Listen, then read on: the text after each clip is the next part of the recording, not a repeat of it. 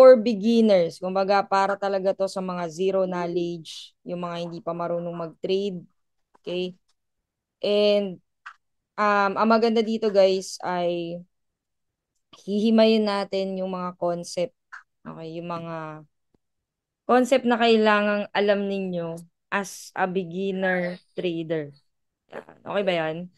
Okay ba yan? So type ready kung ready ka na. Yan. So let me just share my screen. May mga umahabol pa. So meron kayong kakilala na gusto nyo matuto din ng forex trading ng libreng-libre. So isend nyo na yung link na to sa kanila para at least matuto sila tonight. 'Di ba? Kesa Netflix or mga teleserye yung papanoorin nila. Okay. So, thank you po sa mga nag-type ng ready. Okay. At sa mga nag interact sa stream natin. So, paalala lang ako, I'm Coach Lee. I'm the founder of Quantum Traders and wini-welcome ka namin sa community namin. Community natin. Okay, and we have the School of Traders which is yung VIP part naman ng community and we're very very much fortunate na dumadami talaga at lumalago yung community natin. Ngayon, we are now at around ewan ko na-reach na ba natin admin yung 2,000 members or nasa 1.9K yata tayo no sa Facebook group natin. So imagine almost 2,000 na tayo sa ating Facebook group. Okay, so nakakatuwa lang kasi nag-umpisa lang kami dati sa 3 piraso. Okay. So three lang yung ano namin dati. Members. Okay? So yun nakakatuwa na lumago na yung team into 2,000 from 3 persons. Ilan na ba tayo, admin? 1.9K. Okay. All right. So, we will keep on growing kasi sobrang exciting yung mga magaganap by next year. Ayan. So, type nyo nga yung location nyo kung taga saan kayo. Ayan. Sige nga, tingnan natin. Texas. Kasi Ma'am Hopia yata to. Cebu, Benguet. Uy, dumadami yung mga taga Benguet natin. Pupunta kami dyan ng February. Greece, Mandaluyong, Rizal. KSA. Sana makabalik ako sa Dubai, ma'am. Oh, gusto kong dalhin yung team natin sa Dubai. Okay, Pampanga. Okay, California. California ba yan? Yung CA? California? Canada. Canada. Sorry, sorry. Canada. Alright, so exciting siya kasi pupuntahan natin yung mga iba't ibang lugar next year. Okay. So wait lang dun sa mga nasa Canada. Okay, hindi pa sa nakapunta dyan. Wala pa tayong visa dyan. Pero hopefully, okay, hopefully talaga mapuntahan ko kayong lahat. Pero next year, ang malinaw na plano is sa Baguio, Benguet. It's not a quick mentoring. Magkakaroon tayo ng ano dyan, Forex training event talaga. So, dyan, sa Baguio, sa Benguet. And hopefully maitapat natin sa Flower Festival kasi gusto ko din umattend ang Flower Festival. So imagine no, masaya ba yung community natin ay growing and meron tayong mga meetups na magaganap. So hindi nyo lang kami makita sa Zoom. But we will be available for you face to face para at least yung learning. Iba kasi yung learning din talaga pag face to face. So meron kaming one of the biggest teams natin ngayon ay nasa Cavite. So taas kamay ng mga taga Cavite dito. Okay. And kaway-kaway sa inyo guys. Yan. And nakita talaga namin yung growth mas mabilis talaga kapag face to face. Okay. Iba pa din. Okay. Kumbaga okay din naman yung Zoom. Syempre, lalo na hindi naman tayo makapag-set up lagi. Diba? Ng everyday na mentoring session na face-to-face. Pero it will really help you okay, sa forex trading journey mo kapag ganun. Okay? So, sa lahat ng mga advanced traders na ang advanced topics po natin ay tuwing Friday. Okay, every week po yan. So, baka mabagot kayo kasi pang beginner to. Pero, if you still want to stay, meron akong ikikwento sa inyo na I think will also help you as an advanced trader sa forex trading journey mo. Okay? So, mamaya ikikwento ko yun. So, daanan muna natin yung forex, for beginner. Okay, na part. So, what is forex? Ang forex po ay foreign exchange. Yan. So, short for forex, it involves trading currency pairs to profit from exchange rate. Um, Pairs siya lagi. Yan. Pero it's not always forex pairs. Meron tayong mga commodities, meron tayong mga indices, meron tayong mga metals, yan, natin ni-trade. Iba-iba po yan, no? Meron din tayong crypto. Okay. And what we're doing right now is what we call CFD trading. Okay. So, iba't ibang klase po yung trading. Baka malito po kayo. Meron tinatawag na spot trading. Yun yung bibili ka. Especially ginagamit niya sa crypto. Bibili ka talaga ng exact ng ng asset. Okay, bibili ka ng crypto. Let's say bumili ka ng Bitcoin, Ethereum, yan. And i-hold mo lang siya. You are really buying the asset. Ngayon sa CFD trading, we are just trading the price movement. Kumbaga, yung price movement kung tumaas siya, tapos nakabay tayo, magkaka-profit tayo doon. Okay? And yung price movement is kung bumaba siya, from that point na bumili tayo, at nakasell tayo, we can still profit. So, hindi siya katulad ng ibang klase ng mga trading na magpa-profit ka lang kapag nag-buy, buy, buy, puro buy. Diba? So, dito kahit sell or pababa yung market, it's possible na magpa-profit ka pa din. Okay? So, it's the largest financial market with over $7 trillion daily. Imagine. Okay, central banks, financial institutions, sumasali dyan, mga retail traders and brokers.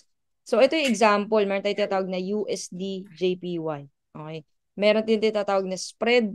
Yun yung difference ng asking price and bid price. So, si broker, para kumita naman siya, may konting-konti siyang spread.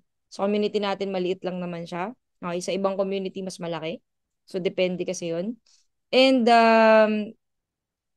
syempre, maganda na trusted din talaga and maayos, okay, yung mga mag-a-assist sa atin, like meron bang customer service, yan yung mga titingnan ko when it comes to broker.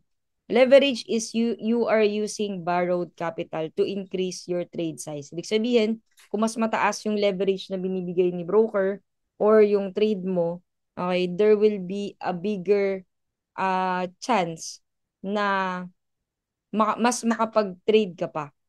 Okay? So, ibig sabihin, pinapataas mo din yung risk. Actually, mas mataas din yung risk dahil mas dumadami yung positions mo, mas dumadami yung risk mo. Although, kapag profit yung trade mo, it's good. Kasi mas marami kang na-trade kumpara sa talagang balance ng account mo. Okay? So, it can be good, it can be bad. Depende na lang kung paano mo gagamitin yung leverage. Smallest unit of price movement is what we call pip. Okay, so malagi mo maririnig yan sa GC, diba? Ilang pips ba yan? Nakailang pips ba tayo? So, binibilang natin siya, iba-iba yung calculation ng pip. For example, sa Euro USD, nasa fourth decimal siya. Hindi mo papansinin yung fifth decimal. And if it's your first time na makakita ng ganito, okay lang, pakinggan mo lang siya kasi um, I'm sure siya, parang bago sa pandinig mo, pero okay lang yan. Masasanay ka din. And merong mga iba't ibang lot size. Merong micro lot, mini lot, diba, standard lot. Going long, it means na buying tayo. Okay, going short, it means na selling tayo. Okay? So, yan yung mga different, we will be, we can still benefit kahit bumabagsak yung presyo. So, yun yung nagustuhan ko kasi sa CFD trading. Scalping meaning mag-scalp lang tayo or short-term trade lang. Okay, usually ito yung mga tipong 30 pips lang, 50 pips. In and out ka lang sa market. If you're someone na sobrang busy, sino dito busy? Okay, type busy, yung merong work, yung merong inaalaga ang anak, busy sa business, di ba? So, if you're really busy, um, and you still want to trade, for example, like 30 minutes a day lang or 1 hour a day, pwede naman yun. Okay? You can still maximize and magte-trade ka lang ng scalping. Okay? Pwede ka din naman mag-swing or day trade. Depende naman sa laki ng capital mo. Okay? Kasi usually, makakapag-swing ka, yung swing ibig sabihin mga matatagal na trades, no? Minsan weeks, minsan months. Ayan si Ma'am Hopia, thank you po sa pagsagot. Ikaw lang po ang busy. Yan. Grabe, 30 participants, hindi busy. Sana all. Diba? So, yun, kapag po swing trading, makakapag-position ka po talaga, lalo na pag malaki yung funds mo and then you are going to use small lot size. Okay? So, MetaTrader 5, ito po yung i-download niyo. Sino yung wala pa dito ng MetaTrader 5? Download mo to sa App Store or Play Store. Ito yung gagamitin mo pang trade. Meron tayong tinatawag na stop loss. Okay, ibig sabihin, pag na-hit yung stop loss mo, ibig sabihin ay uh, maglo-loss ka. Okay, yun yung point na invalidated na yung signal. Ibig sabihin, hindi na siya valid. Okay, yung analysis. For example, yung analysis ay tataas yung presyo, pero bumaba pala siya na hit yung stop loss. The stop loss will help you with your trade na hindi na lumaki ng lumaki yung losses mo. Yung iba kasi tinatanggal to. Okay, mistake ko din yung dati, tinatanggal ko siya kasi I was too confident na hindi talaga, parang parang hindi mo matanggap na magkakaroon ng loss yung trade mo. Okay, lalo na pag maganda yung analysis mo, lahat ng indicators nag-align, ang dami mong confluence, tapos mag-i-stop loss lang. Alam mo, yun, parang hindi mo siya matanggap. Pero, in the real sense, yung stop loss, yan yung tutulong sa'yo. Yung stop loss ang tutulong sa'yo na hindi maubos yung account mo. Okay? Hindi siya para, kasi meron nag-chat sa akin dati na, Coach, hindi na ako nag-i-stop loss. Kasi, para hindi ako malos. Diba? So, mali. Diba? Kaya nga siya, stop loss yung tawag. Kundi, ibig sabihin yan, it will prevent you in incurring further losses pa. Okay? For example, yung stop loss mo ay $50 lang. Pero dahil inalis mo siya, for example, tumulo talaga yung gold, nakabay ka, so pwedeng yung $50 loss lang sana, maging $100 loss, maging $1,000 loss, maging $2,000 loss just because inalis mo itong stop loss na to at nag-hold ka sa trade na invalidated na yung setup. Okay?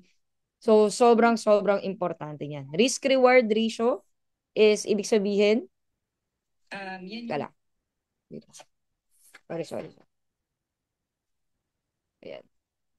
Risk-reward ratio is ilan yung nire-risk mo.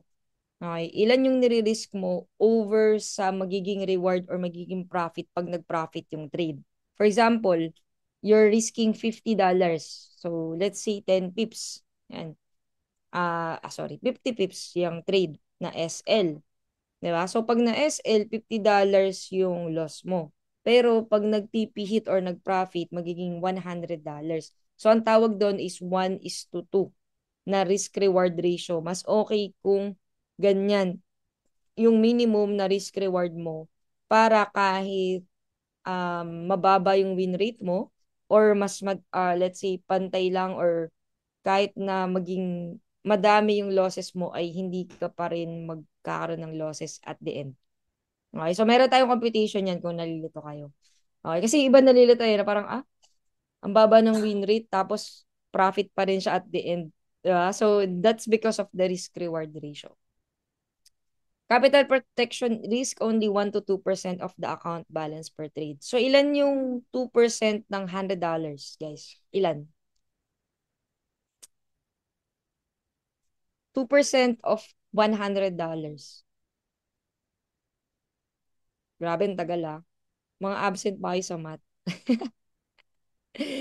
Absent ba? Nahirapan eh. Okay, $2. Yan. Kaya ba na $100 yung account mo, tapos $2 lang yung nire-risk mo? Ibig sabihin nyo yung SL. Kaya nyo ba yon? Sige nga, sa mga nagtitrade. Nangyayari ba yon na $2 lang yung nire-risk sa $100 na account?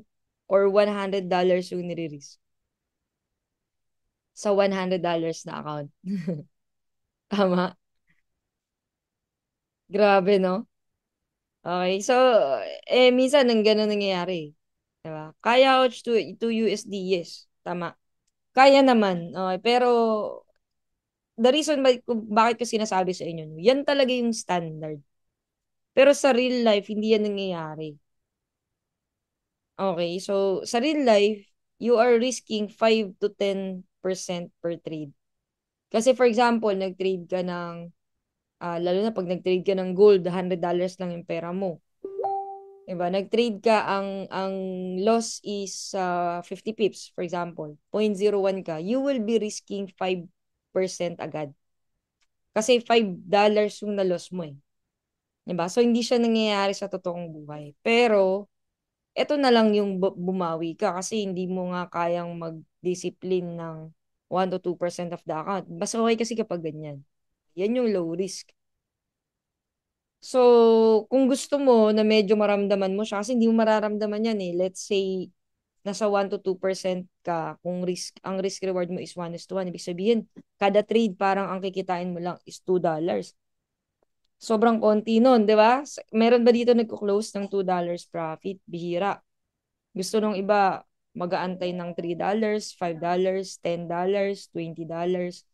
So, ang liit naman ng balance. So, ang key to success talaga dyan, para mas lower risk, ay mas malaki dapat yung balance mo. Okay? For example, ano yung 2% ng $10,000? Ilan?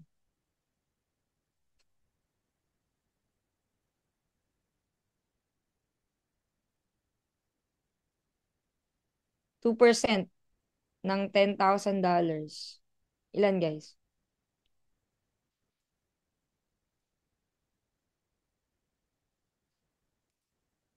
$200 yan. Okay. So, yan na, medyo maganda-ganda na. Diba?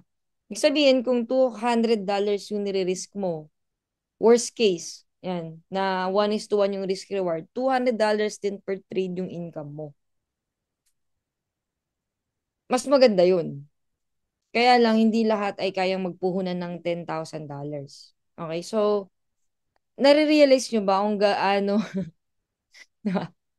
kung gaano ka-risky yung trade natin ngayon? Yan. Nare-realize nyo ngayon kung gaano ka-risky yung ginagawa sa $50 na account, sa $100 na account. Imagine, ito ay isa pa lang yung entry. 'Di ba? You're risking 5 to 10% per trade. Isang entry pa lang 'yan. Pag dinalawa mo yung entry mo ng 0.01 or nag 0.02 ka or nag 0.05 ka sa $100 na account lang, naku po, patay talaga. Okay, kaya yung iba magchat sa akin na, Coach Lee, bakit lagi na lang ako sunog?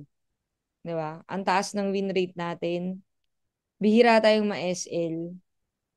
Pero bakit may mga tao pa din? Okay. Although maraming, guys, maraming nakapag-withdraw at maraming pumapaldo sa team. Low-key lang talaga. Hindi lang talaga tayo nagyayabang. Hindi tayo nagyayabang ng mga pumapaldo sa team. Pero sobrang dami. Minsan lang ako mag-share sa inyo pero marami nag-send sa akin ng mga profit. Ng mga kinita nila. Kumita sila 600,000 pesos.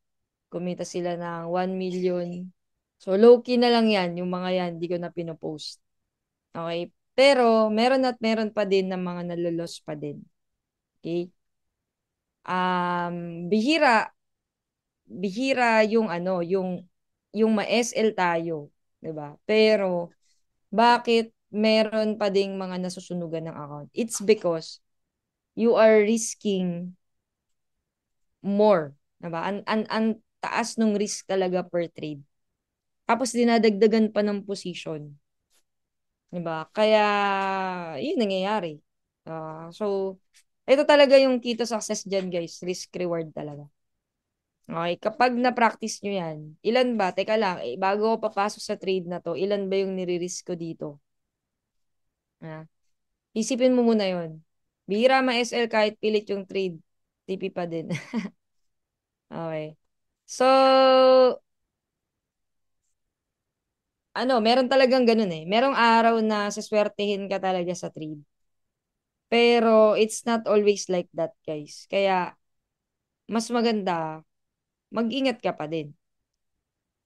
So, ang number one nating goal nito ay, anong number one nating goal? Sige nga, sa mga nag-trade. Type nyo nga, ang makahula may GCash. Two words to, two words. Pag nagtitrade ka na, what's your number one goal? It's not profit ah. It's not profit. Yun, ang galing. Ang galing ni Ma'am, Aprilyn. Sige, send GCash po. Tama yung sinabi niya. Okay. Protect capital. Okay, tama. Your goal is to protect your capital. Okay. So, ibig sabihin, nag-aaral ka, habang inaaral mo yung trades mo, habang nagte-testing ka ng strategy mo at nire-refine mo yung strategy mo, you should protect your capital. That's your number one goal. Bakit? Makaka-trade ka pa ba? Makakasabay ka pa ba pag wala ka ng capital? Hindi na. Kapag naubos yung account mo, yung funds mo, affected ba emotions mo? Oo naman. Okay? So, that's very, very important. So, meron tayong 7 steps to start trading. Umpisa, mag-sign up ka ng broker. Mag-download ka ng MetaTrader 5. Okay, mag-sign up ka sa broker natin. So, message mo lang kami sa mga trusted broker natin. Ito yung mga apps to download. School is our VIP community wherein you can get more signals, more live sessions. Diyan ako nagle-live trading. Trading view, kailangan natin to for market analysis, mas maraming tools. And mighty, nandito po yung ating free na academy na merong signals, kompleto yan. Okay, merong live trading, live sessions, and meron pa tayong AI scan. Ngayon, pakita ko muna sa inyo yung ating prime verse. Okay? So, pakita ko sa inyo yung prime verse natin. So, dito, we are very, very fortunate, okay, na meron tayong prime verse. Imagine, dito pa lang, matututo ka na. Okay. Sa mga beginner, 'di ba maraming nag-comment kanina na beginner sila. Ay, video ko lang. Ganda kasi ng prime verse, no? Alam nyo, sana pala talaga. Okay, sana talaga. Meron kami nito dati. Kasi wala eh. Okay. Imagine guys, sana meron kami nito dati. 'Di ba? Libre 'yan. Tingnan mo, nag-send ng signal dito. Libre. TP2 hit. 'Di ba? Nag-TP2 yung signal. Magkano na naman mga kinita ng tao? Ito, may naka $25. O, ayan. O, more than $30 yata yan. Okay yan. May mga trade ideas tayo dyan. 'Di ba? May market analysis. Makikita mo dyan. And of course, meron tayong mga live sessions. Meron tayo sa umaga, meron tayo sa gabi. Bukas ng 9 a.m. may live session. Libre po yan. And bukas ng gabi, meron din. Libre din po yan. Okay, so tomorrow night, 10 p.m. Tapos nandito yung mga trade alerts. Okay, sino dito yung wala pa sa Primeverse? Okay, type me. Wins and progress. Ayan, dito yung mga analysis sa Trading Lab. Then, meron tayong mga introduction courses. Coach Lee, pwede ba to sa mga total beginner? Oo naman. Okay? Kasi dito, yan, no, ano ang Forex, ano ang broker, ano ang lot size, ano yung SL, ano yung TP, ano yung trading style mo dapat. 'Di ba? So, lahat yan mapapanood mo dyan. May English, may Tagalog. Meron din tayong advanced courses. Pag natapos mo na lahat yan, okay, tumawid ka na dito sa ating mga apps. Okay, pang-aralan mo na yung Zonar, which is our AI scanner na based on SMC concept. Okay, pwede ka din mag-auto trade sa Siphon. Okay. Pwede ka ding check ng mga trade mo or automated trading journal. Guys, binabayaran to ng $40. Okay, sa TradeZella. Pero sa atin, libreng-libre lang yan. Okay? Kung gusto mo mag-travel, may mga travel discounts tayo. Kung gusto mo maging fit, meron tayong mga fitness na lessons. Imagine. Yan. Mga fitness lessons. Di ba? So, tapos, meron din tayong social media dito na mga lessons din. Yan. Merong about sa finance. Okay. And of course, syempre yung ating chat box nandito. Okay, sa team natin. So currently, sa Primeverse alone, kaka-start lang po natin ito ng November. Okay, sa Primeverse pa lang, we are already at 432. Okay, 432 na tayo dyan sa loob ng Primeverse and we are still growing. Okay? So dito, nakikita niyo yung signal channel na yan. Okay, dyan magbabato din kami dito ng additional na signals. Okay, for the team na libre yan. Okay? So pinakita ko lang sa inyo para sa mga wala pa sa Primeverse, libre po yan. Okay? So it will help you as a trader kung paano ka mag-uumpisa. Kahit zero knowledge ka pa, pwedeng pwede. Okay? So may mga nag-type ba na wala pa sa Prime Plus? May bayad ang Zyphone yung copy trading. Ano, kailangan nyo po ng funds.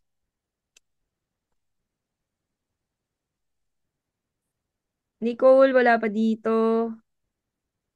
Chosen May, wala pa dito. Sige, message nyo po si admin para makonect po kayo sa ating Primeverse.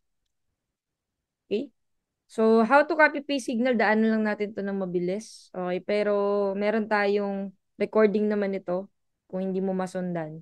So, pag nag-send sila ng signal, for example, yung signal kanina, okay, dito na lang sa example natin, let's say, nagpa-sell sila, meron niyang, it's either exact entry or usually around the range of entry. Okay. Ako personally, kailangan range talaga maibigay ko kasi minsan nag-weak lang siya. Minsan di umaabot like 2 pips lang, 3 pips lang. So sayang naman yung trade. Kaya dapat mas maganda na sa range. Kaya titingnan mo nasa range ba yung entry mo. Okay, itong guhit na yan, that's your, teka, sorry, nakalimutan ko may mouse pa lang. Etong entry na to, yan, yan. Okay, yan yung price point. Okay, ibig sabihin nandyan yung price natin. Titingnan mo yung price mo nasa entry pa ba? Okay, or late ka na. In this scenario, 2782 na, nag-TP3 na yung signal. 'Di ba? So, wag ka nang humabol. Wag ka makulit. So, wag ka makulit na humabol ka pa. So, ganun siya. Okay? So, meron tayong tinatawag na market execution. Mabilisan ang market sa gold, especially kung ang signal mo ay scalping.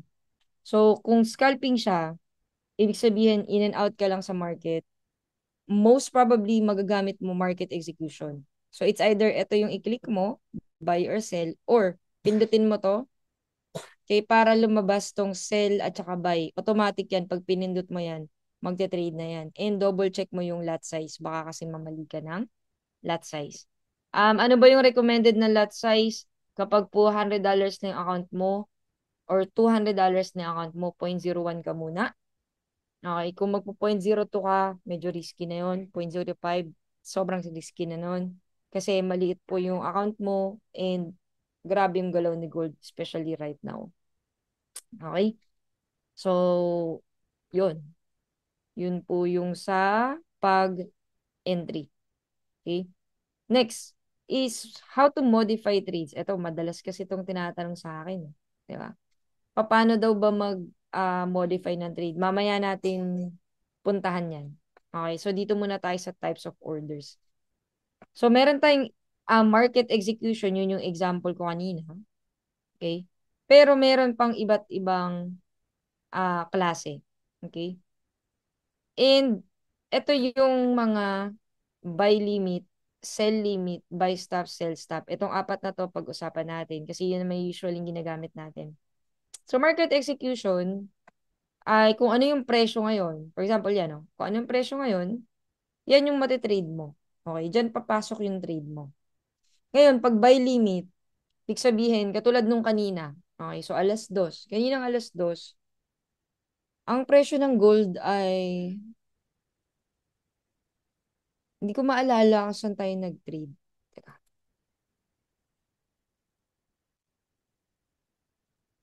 pakita natin.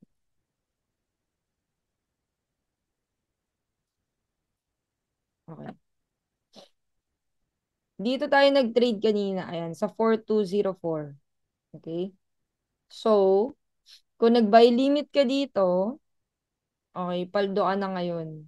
'Di ba? Ito kasi yung range na sinabi ko kanina na possible ito bounce area talaga to. Yan, ito. Okay. Possible mag-bounce talaga yung presyo dyan and nag-bounce nga siya. Okay, from this level, ito nag-weak lang. Ito yung big push talaga. Okay, itong week na to. This is the big push na to the upside. Okay? And kanina, nag-fib ako dyan, possible talaga bumalik siya sa 4202. Yan. Kaya nakapag-trade tayo dyan ng buy. Okay? Dito sa 4195 tayo nakapag-buy.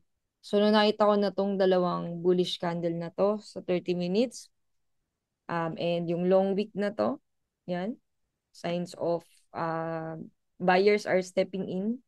Okay, so nakapag-trade tayo ng ganyan. So, ito yung isang example ng buy limit.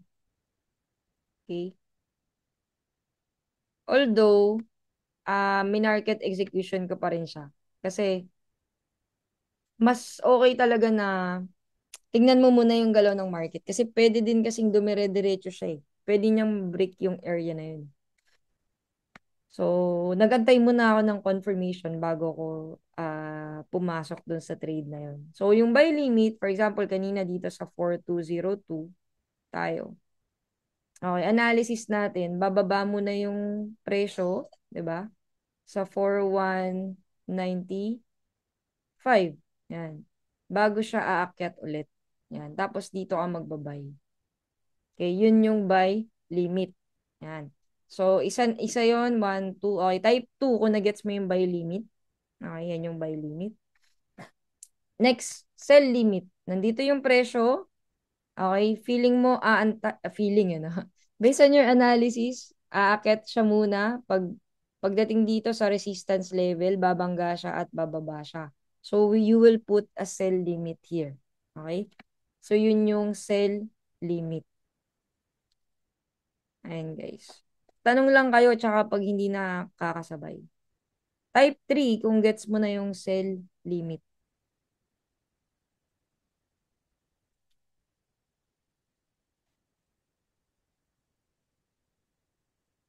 Alright. Thank you. Thank you guys sa mga nagchat. Okay. Next is, what if yung area kanina is tinagos niya talaga pababa? Okay? Pwede ka din doon sell stop yun. Okay, sell stop yun. Let's say, nandito yung presyo kanina, di ba? 4202. Okay? Ang hirap ano. Basta 4202 yan. Bumaba siya, okay, pumunta siya sa 4195. Pero nagdire-dire-diretso hanggang sa 4190. Okay, pababa, pwede ka na mag-sell stop. Ibig sabihin, at this level, okay, yung analysis mo, it will continue to go down. Okay, so, ang mangyayari ay magti-trigger yung sell mo once it reach this level na pababa or continuation. So, yun yung analysis mo. That's sell stop. Okay? So, type, pang ilan na yun? 4. Tama. 3. Ay, 4 pala. Sorry. 4. Inuna natin yung sell stop eh. Okay? Buy stop is nandito yung presyo. Ang analysis mo, aakyat yung presyo at pag na-break niya tong level na to, it will continue to go up. So, saan ka magbabay? Dito. Okay? So, may buy stop ka dito na kasi ang analysis mo, pag umover siya dito sa area na to, it will continue to go up. Okay? So, yun yung buy stop. So, yun yung number 5. Okay? So, 5 na yan. So, yan lang yung mahalaga. Yan, yung 5 na yan. Okay? Especially for beginners. Next, yun yung types of orders. Ngayon, meron ka ng order, meron ka ng trade. Ano nang gagawin mo? How can you manage your trade? Yan. Diyan tayo nagkakatalo. Diba? Kasi, imagine niyo imagine mo, same yung signal na nakuha natin. Same yung signal na trinade natin. Tapos ako, profit, tapos ikaw hindi. Anong meron? Diba? Anong nangyari? Pero pareho nating nakita at the same time. Una, okay, kaya tayo nagpa-practice sa demo ay para mapabilis yung pag-navigate natin ng MetaTrader 5. It's possible ba na mas mabilis ako mag-navigate ng MetaTrader 5? Yes. Sino dito yung mga nakasama ko na? Di ba? Sobrang bilis ko mag-navigate ng MT5. Why? Because I keep on practicing. Pre-practice ko ng pre-practice ng pre-practice yan. Okay. Paano ko ba ito close ng mabilis? Paano ko ba ito entry ng mabilis? Paano ko ba titingnan yung presyo ng mabilis? Paano ba ako lilipat from chart to trade to history to quotes ng mas mabilis? Okay. So, una, yun yung kailangan mo. Okay. You need skills. Okay. Type skills. Kailangan mo ng skills sa pagsunod pa lang ng signal. Oo naman. Diba? Sabi sa akin ng isa kong friend, akala ko hindi na ako mag-aaral kasi magkakapi lang ako. Tamad mo. Gusto mo lang ng profit. Ayaw mag-aral. Bala ka sa buhay mo. Diba? Pangalawa, bakit magiging magkaiba yung profit natin? Pangalawa, possible na mas malaki yung account ko kaysa sa'yo. Tapos, mali pa yung lot size mo. Diba? Possible na mali yung lot size mo. Sobrang laki ng lot size mo.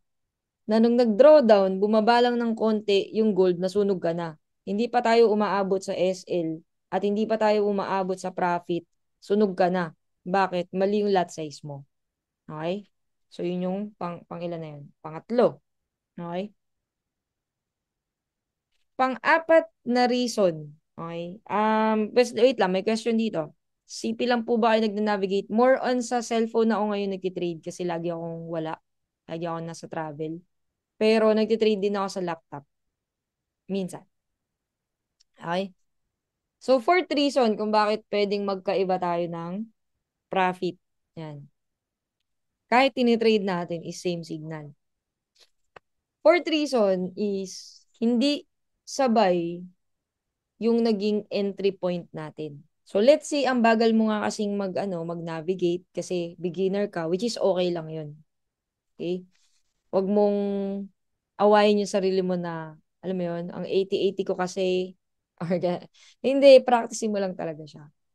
So, possible na mas maganda yung naging entry point ko kaysa sa'yo. Okay. So, mas malaki yung profit ko kaysa sa'yo. Okay? Pangilan na yon? Panglima na ba yun? Pang-apat. Okay. Panglima, paano mo manage yung trade? Kasi meron akong naging student na nag-TP3 kami. Imagine guys yung signal ko, TP3. Take profit level 3.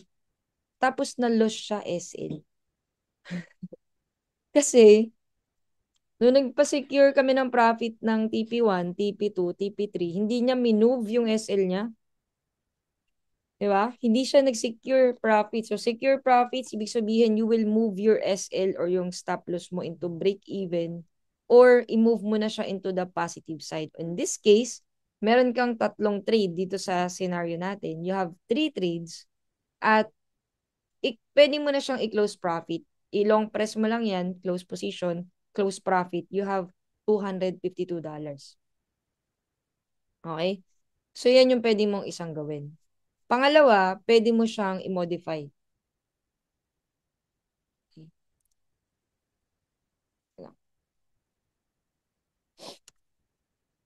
Mabilis ba? Nakakasunod po ba? Nakalimutan ko na naman tong i-live. Sabi ko ila-live ko. Ah, kalimutan. Next time ulit. Palala mga sa akin admin. Magla-live tayo ng mga yung trainings. Yun. So, Partial close. Okay, how to close partially. So, ito na yung trade mo. Okay, balikan natin yung trade mo. Ito yung trade mo. Okay? So, $252 siya pag close mo siya ngayon. Okay. Pag close mo yan, wala ka ng runner na tinatawag. Okay. Ibig sabihin, kung TP1 man yung na-hit, okay ka na sa profit na yan, i-close mo na, profit mo na yan. Ngayon, paano ka makakasabay? Let's say merong TP2, TP3. Gusto mo rin antayin yun. Gusto mo rin i-maximize yung profit nun. Malay mo mag-TP2, malay mo mag-TP3. Okay? So, ang gagawin mo is partial close. So, kanina, 0.02 yung lot size niya. Pwede mo siyang hatiin sa dalawa. Isang 0.01, isang 0.01. Pag 0.01 na yung trade mo, hindi mo na mahati yun kasi 0.01 na yun. That's the smallest unit sa gold. So, kung nakita nyo, yung profit na i-close natin, kalahati na lang.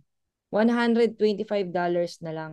Kasi, 0.01 lang yung i-close natin. So, dito mo siya i-edit.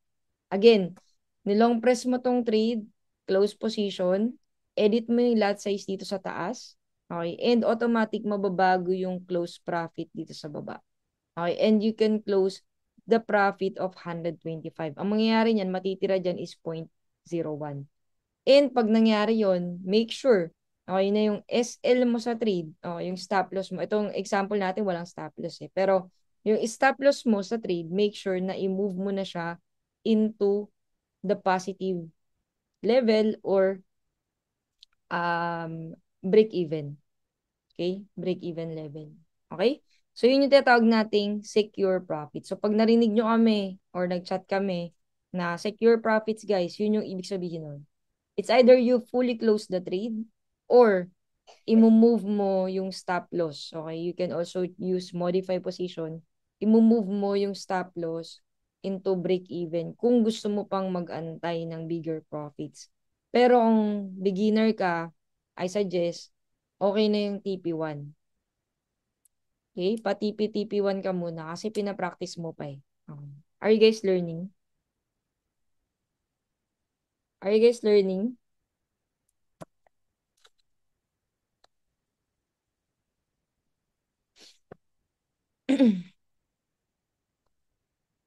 Yun. Okay. Admin, pasuyo ako na pakita din natin, next ano na lang po. Pakita din natin yung mga iba pang weeks ng ano natin, ng win rate natin. Kasi mataas talaga win rate natin, guys. Anong win rate natin last week, ano, admin? Mag-thank you naman tayo sa ating napagandang admin sa pagpe-prepare ng mga wins. Okay, so meron tayong mga paldo days talaga na 100% win rate natin. Okay, pero last week, nakakalungkot, 'di ba? 93% lang yung win rate. Nalungkot. Nakakalungkot naman 'yan. Anong klaseng win rate 'yan?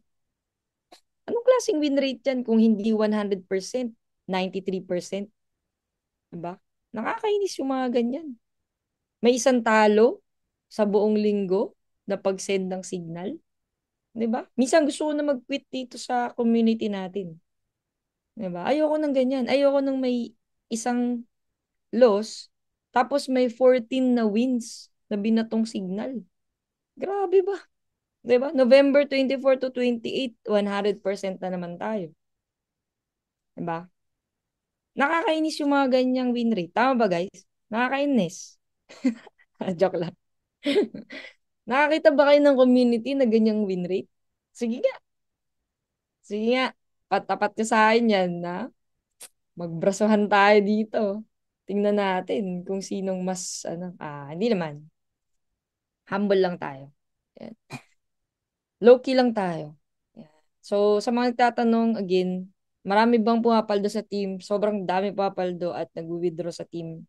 Low-key lang talaga tayo, guys. Kasi, hindi naman natin kailangang, ano, you know, minsan lang nag-share ako para, syempre, to encourage other people din. Pero, madami talagang nakakasunod at nakakasabay.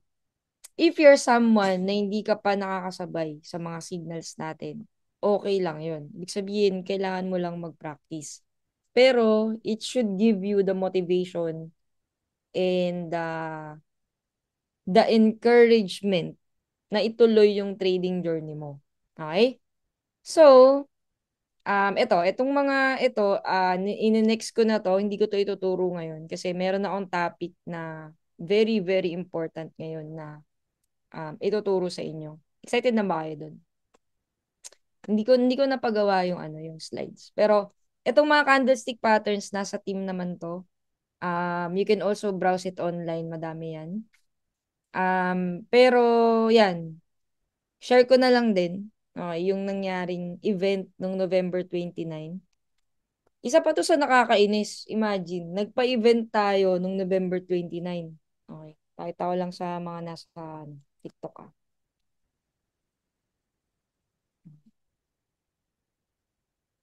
Tingnan nyo naman yan, guys. Okay.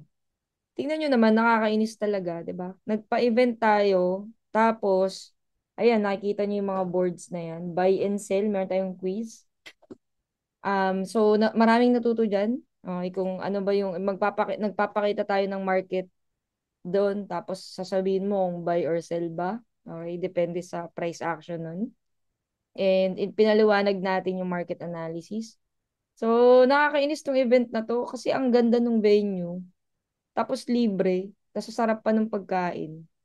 Tapos ang dami pang paraffol. Tapos may pa-certificate pa. Di ba? Saan nakakita ng ganyan? Oh, carpeted pa yan, guys. Ang lakas pa ng aircon.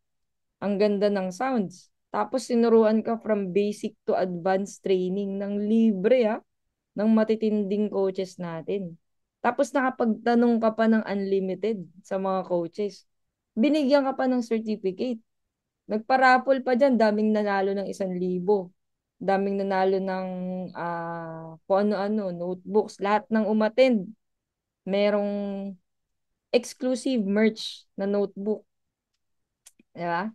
So, sobrang saya nung ating event and congrats sa mga umattend. Yan. Pakita ko na lang din itong mga leaders natin. Okay, and ayun, sobrang saya. Sobrang saya na magkaroon tayo ng mga events like that. So ako excited talaga ako na makita kayo at makasama pa kayo. Okay, so thank you talaga. Pero ito, I have a last topic. Gusto niyo pa ba ng tips? Okay, type tips. Gusto niyo pa? Solid ang event. Oo nga eh. Nakakainis, tas libre pa, no? Dapat nagpabayad tayo ng 5,000 eh. Tama ba? Dapat nagpabayad tayo ng 5,000. Okay. So, meron akong mga realizations habang nagda-drive ako ng 16 hours pa Bicol. Okay. So, wait lang. Mas maganda pag may pag may visual eh. Visual person ako. Visual person ba kayo? Saan ko kaya isisingit, admin? Dito na lang. Okay. Dito na lang ha. Ayusin lang natin mamaya. Okay. Ito yung isang tip ko sa inyo. Okay. It's about probability. This is the reason why most people fail in trading. Alam niyo kung bakit? Ask me why. Na-realize ko to. Dami ko na-realize habang nagda-drive ako. Okay. Kasi, ano ba? Meron na, ang isang example ko dito is, kapag ba color game, ayan, okay, color game. Sino dito nakalaro na ng color game sa peryahan? Favorite ko yun eh. Okay, type me. Sa color game, alam mo na it's a game of chance. Tama? Tama mali. It's a game of chance. Pag ang taya mo ay kulay pink at lumabas ang kulay blue, umiiyak ka ba? Naging emotional ka ba? Naisip mo ba bigla na failure ka? Ganun. Tapos magre-reminisce ka lahat ng mga mistakes mo in the past. Nangyayari ba yun sa color game? Tama ba? Sige nga, sino dito yung pag hindi lumabas yung kulay sa color game? Yung di lumabas yung kulay sa color game na tinayaan mo. Tapos biglang nag-reminisce ka na, tapos sinisi mo na yung sarili mo. Tapos feeling mo na ang tanga-tanga mo, ang bobo-bobo mo, sorry sa term ah. Meron bang ganon? Alam niyo kung bakit hindi natin nararamdaman yun? Even sa sugal, yung mga nagkakasino, okay? Hindi natin siya nararamdaman. Okay, mostly depende na lang sa taya. Let's say 10,000 taya mo sa color game, may emotional ka talaga, no? Pero most cases, hindi ka naman talaga magkaka-emotional damage. Tama, mali. Kapag nilalaro mo yung color game, okay, let's say nagbabaraha ka, or yung Uno, yung Uno na card game, you know why? Kasi naiintindihan talaga natin that it's a game of chance. Tama, mali. It's a game of probability.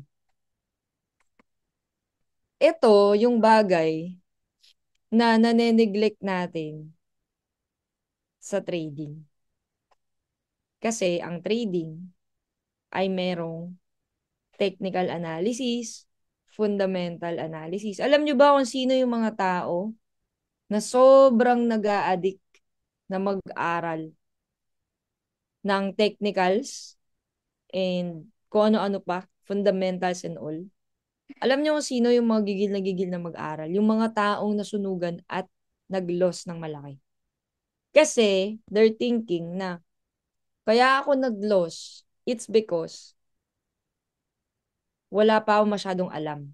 Or, kaya ako nag-loss kasi meron pa akong hindi alam. Hindi pa enough yung knowledge ko. Tama, mali? Naintindihan niyo yun? Tama ba? Okay. So ngayon, guilty na naman kayo. O, kumapit kayo matindi to. May tulog kasi ako na nakaidlip ako sa massage. Ngayon, the problem. Okay, the problem is, alam niyo yung problema dyan. Okay. Susulat ko na. Ready na ba kayo? Teka lang, di na ako makapagsulat. Paano magpagsulat ba? Inalis ko pala, no? Teka, balik natin. Um, balik natin. Okay. Okay. You think you can lose. Okay, yan yung una. Yan yung unang problema.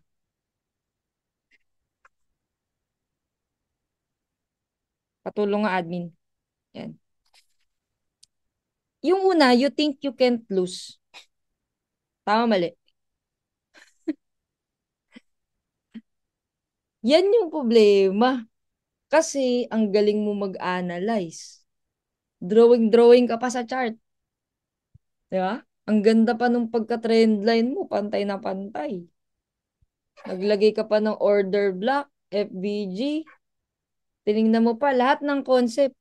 SMC, ICT, IRT, lahat na yata. Okay. Lahat na yata yan, alam mo. Tapos, tapos nag-trade ka, tapos may SL ka, hindi ka papayag talaga. Anong gagawin mo? Anong gagawin mo? Let's say meron kang 10 confluence sa trade na yun. Anong gagawin mo? Tatanggalin mo yung SL. You know why? Because you think you can't lose. You know why? Because you don't accept that it's still a probability na malus ka. Okay? It's still a probability game. Kahit na meron tayong technical analysis, Coach Lee, yes. You know why? Alam nyo ba na okay. Anong ibig sabihin ng candlesticks? Ang candlesticks ay representation ng mga tao na nagtitrade. Tama, mali? Tanong ko sa inyo, ang bawat candlesticks ba at candlestick pattern na nag-trade, for example, ito, bakit natin inisip na possible mag-reverse sa area na to? Kasi yun yung naging galaw ng market. For example, dito. Diba? Yung naging galaw ng market to. Diba? Umangat siya, Bumaba siya, nag-react siya sa area na to, umangat siya. Okay. And we're thinking, oh, pwede niyang gawin ulit yun. Tama? So, kaya nung bumaba dito sa area, okay, iniisip natin, magre-react siya, which is yun naman talagang ginawa niya. Okay. Ngayon, ang tanong ko sa inyo guys, pareho ba yung mga tao na nag-trade dito nung time na to sa nagtitrade dito ngayon? Are you sure that they are the same people with the same mindset and the same trades na ibabato nila dito yung buy, buy, buy, buy, buy? Diba? Is it possible na iba na yung set of people or institutions na magti-trade ngayon dito? Tama, mali? Yes or no?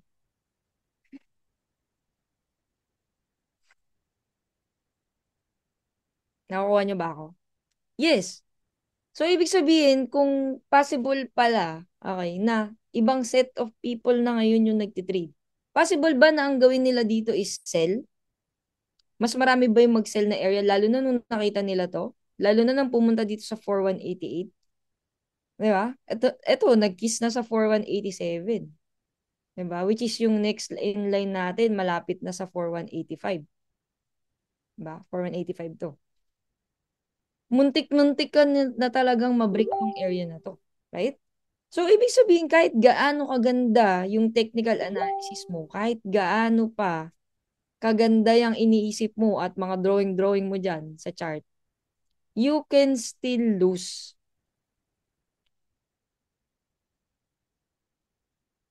So,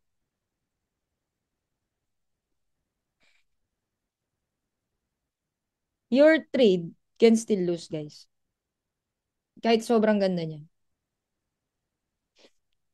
So, kaya na nauubusan tayo ng account. Kasi we think na we can't lose. Hindi natin naiintindihan na kasi sa ibang ano eh, sa ibang mga bagay, alam natin eh, 'di ba? Alam natin na ang daming variables, ang daming pwedeng ganito, pwedeng ganito. Pero sa trading, di natin naiintindihan na, okay, pwede palang matalo yung trade ko talaga.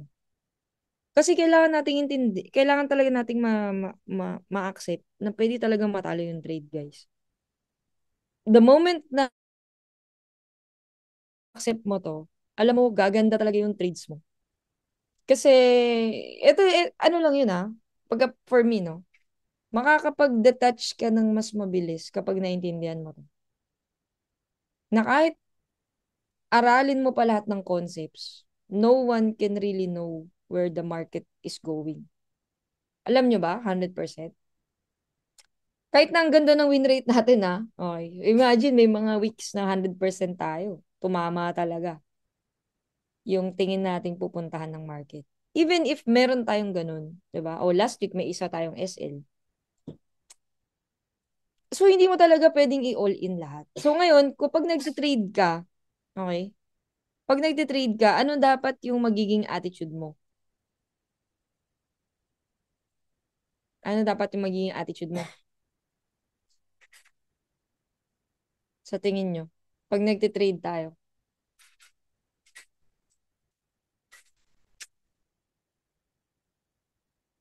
Ay, grabe no? Grabe ba? Ewan ko, sa akin kasi nung naano ko siya. Yes, tama.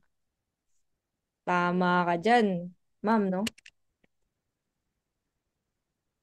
Patience is the key. Patience, okay. Iba't ibang klase ng patience yan. Maraming klase ng patience ang kailangan mo sa trading. Una, patience sa mag-antay ng setup mo. Okay, huwag kang papasok sa alanganing level. Pangalawa, patience sa antayin mo talaga. It's either mag-TP man siya or mag-loss man siya. Okay?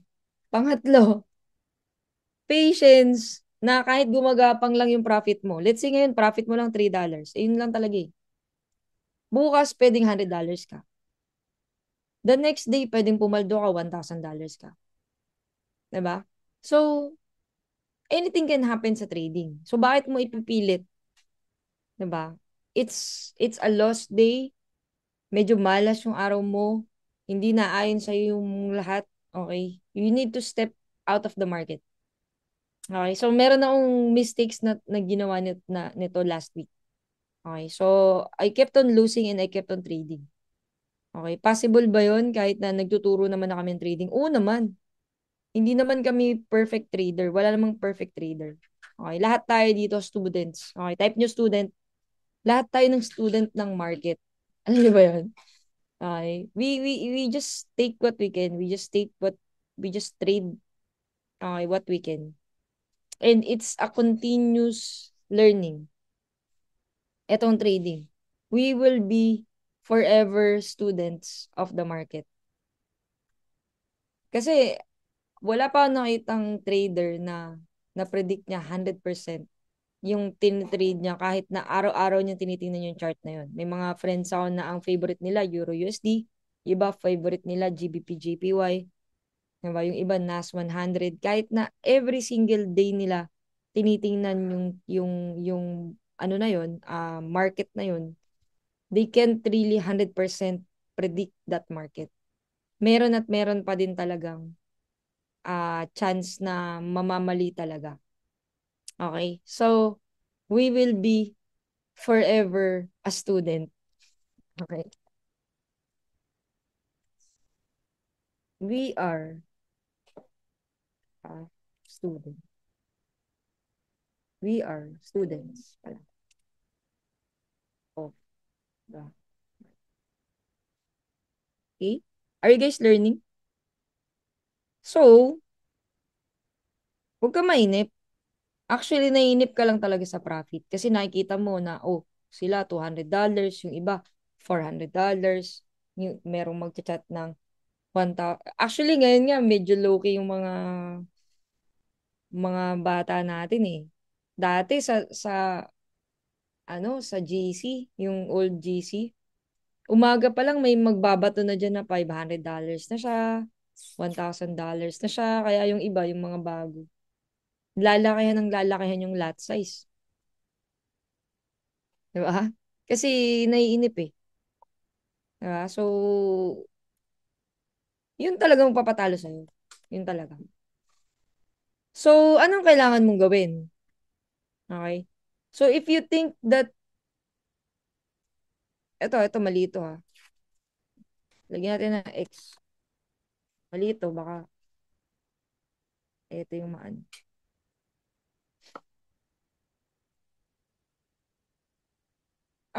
Ilagay ko na lang is. Yan. Kasi hindi siya bagay dun sa iba. Positive yung iba. So, kung na-gets mo na, you can lose. Okay, may patience ka na. Okay, at naiintindihan mo na it's a continuous learning. So, ano na ngayon yung gagawin mo everyday? Okay? Ang gagawin mo, okay, is you just take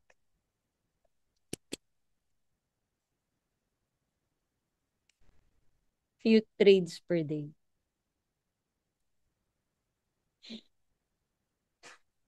Yan yung gawin mo. So, pili ka.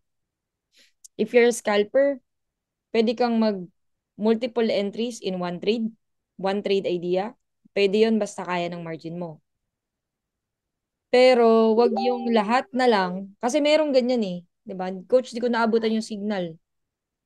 Yung kanina, naabutan mo ba? Yes. So, ilang signal naabutan mo? Tatlo. Di pa tumigil. Nakatatlo ka na ng scalp trade idea ngayon, tapos dami pang entries, di ka pa tumigil. Gano'n ba talaga kalaki yung pera kung saan titigil ka na mag-trade? Sige nga, type nyo nga.